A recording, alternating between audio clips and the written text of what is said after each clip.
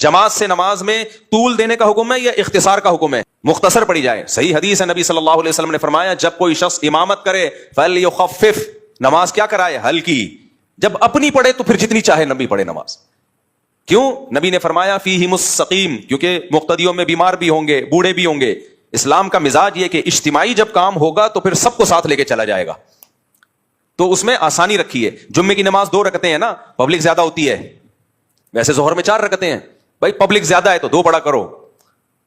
اس کی ایک وجہ یہ بھی ہے کہ خطبہ بھی ہوتا ہے اس میں. حضرت معاذ ابن جبل تھے، انہوں نے عشاء کی نماز میں نا سورہ بقرہ پڑھنا شروع کر دی. اتنی لمبی نماز پڑھ، پہلی رکعت میں سورہ بقرہ. ایک صحابی پیچھے کھڑے کھڑے تھک جاتے تھے، ایک دن وہ نماز توڑ کے بیٹھ گئے. تو حضرت معاذ ابن جبل نے ان کو ڈانٹا، ان کو بولا کہ تم منافق ہو گئے ہو، منافق ہو گئے ہو، نماز سے تمہیں معاذ اللہ کوئی نفرت ہو گئی ہے اور نماز توڑ کے بیٹھ گئے. تم سے لمبی نماز نہیں پڑھی جا رہی. تو قرآن کیا کہتا ہے؟ منافقین نماز سستی سے پڑھتے ہیں، قرآن کے الفاظ ہیں. تو ان کا خیال یہ تھا یہ تو نماز میں ٹینشن محسوس کرنا یہ تو منافقین کا کام ہے. تو ان صحابی نے جا کے نبی کو شکایت لگائی. صحیح حدیث ہے یہ کہ یا رسول اللہ میں اتنی لمبی نماز پڑھا رہے تھے، مجھ سے نہیں پڑھی گئی. تو آپ نے ان صحابی کو نہیں ڈانٹا اور ان کو یہ نہیں کہا تم واقعی منافق ہو. حضرت معاذ کو اتنا سخت آپ نے تنبیہ کی، افتان انت یا معاذ، اے معاذ تم لوگوں کو فتنوں میں آزمائش میں ڈال رہے ہو.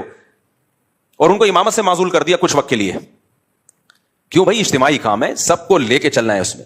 دیکھو نبی صلی اللہ علیہ وسلم نے فرمایا مجھے اگر میری خواہش تھی کہ عشاء کی نماز کو تاخیر سے پڑھا جائے، 1/3 رات تک اس میں تاخیر کی جائے، لیکن امت پہ مشقت کا خوف ہے، اتنی دیر تک لوگوں کے لیے جاگنا مشکل، اس لیے جلدی پڑھنے کا حکم دیا.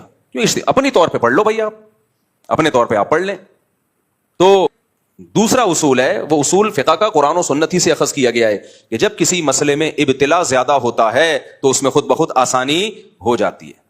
اب اپنی تو ٹک ٹک ٹک کر کے چل رہی ہوتی ہے اور نماز میں لمبی گھسیٹ رہے ہیں. اچھا بعض اماموں نے ایک اور کام شروع کیا ہے. امام کہتا ہے کہ فجر میں ایکچولی مجھے تھکاوٹ بہت ہوتی ہے اور میں رات کو سوتا نہیں ہوں اور نائٹ ڈیوٹی ہے وغیرہ وغیرہ.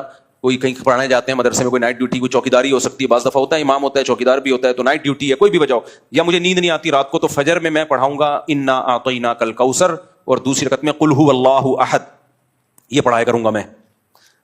اب لوگ آ رہے ہیں بھائی فجر میں تو طویل صورتیں پڑھنا سنت ہے.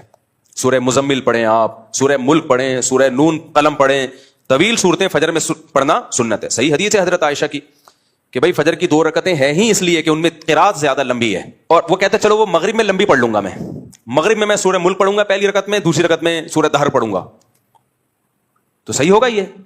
اب اس سے کہا جائے یار تم یہ تو غلط ہے، تو سنت کے خلاف ہے. کہہ رہے بھائی میں مجبور ہوں، فجر میں میں تھکا ہوا ہوتا ہوں، مغرب میں فٹ فاٹ ہوتا ہوں.